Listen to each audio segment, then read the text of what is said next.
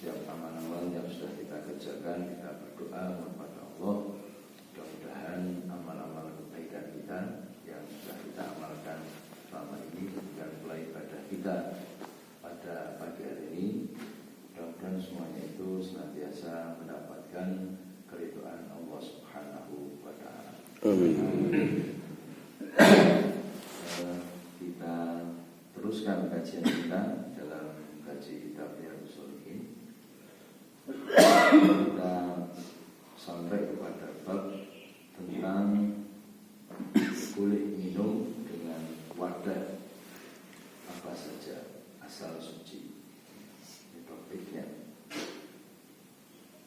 Hadisnya, topik ini yang beberapa hadis yang agak panjang, tetapi syarah atau penjelasannya itu tidak banyak.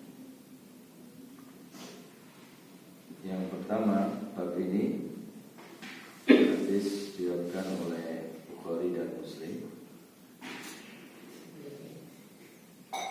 An Anas radhiyallahu anhu, dari Anas radhiyallahu anhu yang berkata, hadaratis sholatu faqama man kana qaribat dari ila akhiri. Tibalah waktu sholat, maka bangkitlah orang-orang yang rumahnya dekat untuk pulang dengan berwudu. Bahagia kaumun fa'ata Rasulullah sallallahu alaihi wasallam bimizwatin min hijaratin fa'tawura nurtahu ayat syukutihi kaifahu fatawad doa kaumu kulu. Sedangkan yang lainnya pada bulan, sedangkan yang lain itu tetap berada di tempatnya yang tidak ikut pulang. Kemudian dibawalah kepada beliau Rasulullah SAW sebuah wadah dari batu, sebuah wadah dari batu yang beruang kecil, yang tangan itu tidak dapat dimasukkan. Lalu yang tawad doa kaum dulu, lalu semuanya itu berwudu.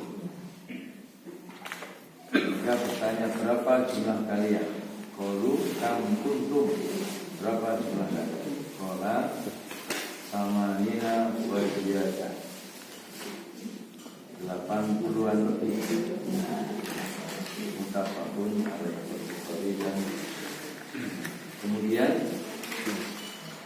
yang kedua terkait dengan ini yang 779 kali. Wafi riwayat Muslim, di dalam riwayat Muslim dikatakan, anna Nabiya sallallahu alaihi wasallam da'a bi'inain min ma'in fa'utiya biqaduhin darrahin fihi syai'un min ma'in wa wadu'a asabihu fihi qala. Rasulullah sallallahu alaihi wasallam minta tempat air, lalu dibawakan tempat air yang kecil. Lalu Nabi memasukkan jarinya ke tempat tersebut. Qalu Anas, berkata Anas, faja'altu anduru ila ma'in yang ba'u min baini asabihi fa khartu man tawaddu'a ma bainas sab'ina ila samanina. Anas berkata, aku melihat air memancar dari jemari Nabi sallallahu alaihi wasallam, maka aku perkirakan jumlah orang yang berwudu antara 70 sampai 80 orang. Nah, ini hadis diriwayatkan oleh Muslim. Jadi kalau secara lahiriahnya itu bejana yang kecil itu tidak mungkin itu untuk berwudu banyak orang. Jadi yang pertama tadi sebuah wadah dari batu yang berukuran kecil. Jadi untuk dimasukkan tangan aja tidak cukup. Tapi itu menjadi cukup. Kemudian yang kedua tadi dari riwayat Muslim, Nabi itu minta tempat air lalu dibawakan tempat air yang kecil, lalu Nabi memasukkan jarinya ke tempat tersebut. Nah kemudian dipakai untuk berwudu dan diperkirakan oleh Anas itu sebenarnya mencapai 70 sampai 80. Ini di dalam syarahnya ini termasuk salah satu mukjizat Nabi Sallallahu Alaihi Wasallam, yaitu air dalam bejana yang kecil yang terbuat dari batu yang secara perkiraan hanya cukup untuk 1 atau 2 orang saja, namun mampu dipergunakan untuk berwudu sejumlah 70 hingga 80 orang. Caranya tadi Rasulullah masukkan tangannya ke dalam bejana tersebut, lalu dari celah-celah jemari beliau itu muncullah air. Nah, ini salah satu kemujizatan yang bisa kita baca di dalam riwayat, ya, satu riwayat dan juga sahih merupakan salah satu mujizat. Ini yang karena topiknya tentang bejana, jadi yang digunakan itu bejana dari tempat air dari batu. Seperti kalau kita ya pilih jadi lebih begitu ya tidak mungkin, ya. Yang tetap semua ya cerita. Tapi ini kekhususan yang ada pada diri beliau. Ya. Tetapi ini karena topiknya tentang boleh minum dengan wadah apa saja asal suci, ini kejadiannya dari batu. Itu termasuk salah satu mukjizat dari Nabi. Kalau mukjizat terbesar Nabi ya Al-Quran. Al-Quran itu luar biasa. Kalau ini kan sifatnya temporal, jadi ya sudah, ya tidak kemudian terus menerus. Nabi Ibrahim alaihissalam itu mukjizatnya dibakar tidak apa-apa.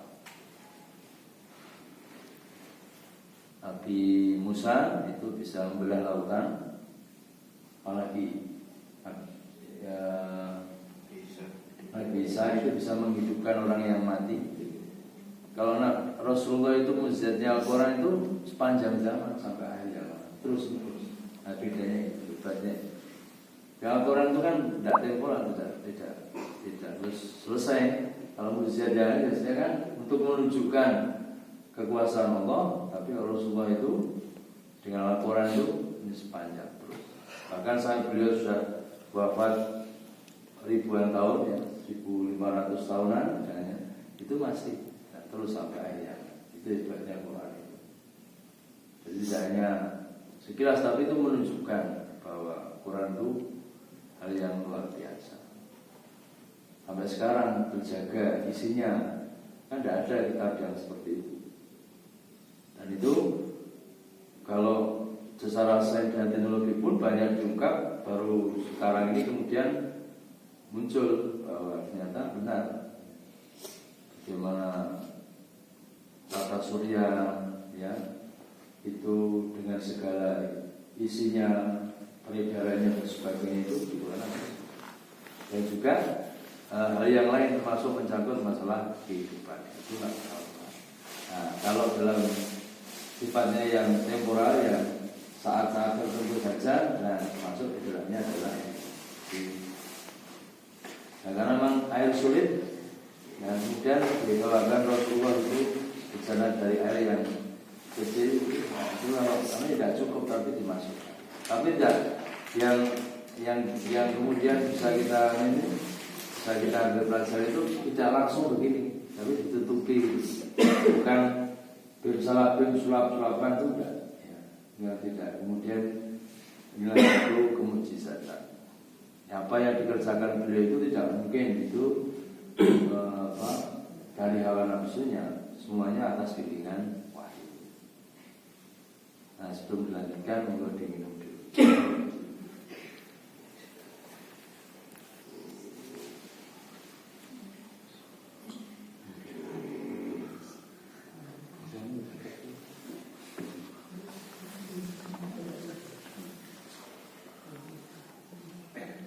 Nah, kemudian hadis yang lain ya.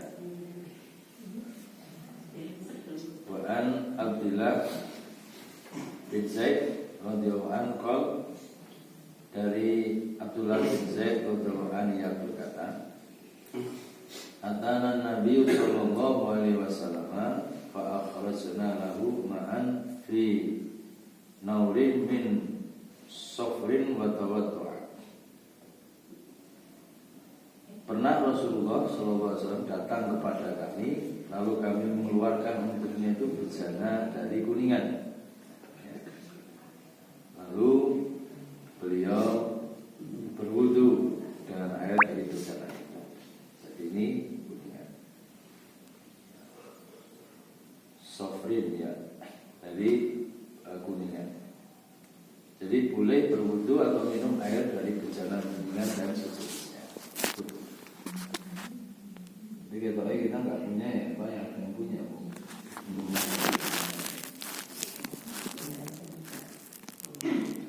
Nah, kemudian hadis yang lain tadi itu dari Bukhari juga riwayat Bukhari dari Jabir radhiyallahu anhu yang berkata, Rasulullah sallallahu alaihi wasallam pernah masuk rumah seorang Ansor bersama seorang teman. Lalu Rasulullah SAW itu bertanya, apakah kamu punya air yang sudah disaring dari birbah semalam? Kalau tidak ada, aku akan menjuruk langsung ke tempat air itu. Jadi, maqala Rasulullah SAW, in kana indaka ma'un baridun hadhil lailata fi saklihi wa ila karokna. Jadi ini air yang semalaman berada dalam kirbah. Kirbah itu tempat minum ya, adalah lebih jernih dan lebih dingin dibanding dengan air yang diambil langsung dari sumur dan sejenisnya. Karena itu Rasulullah itu lebih memilih air yang telah semalam berada di kirbah. Menurut kesehatan kan, kalau kita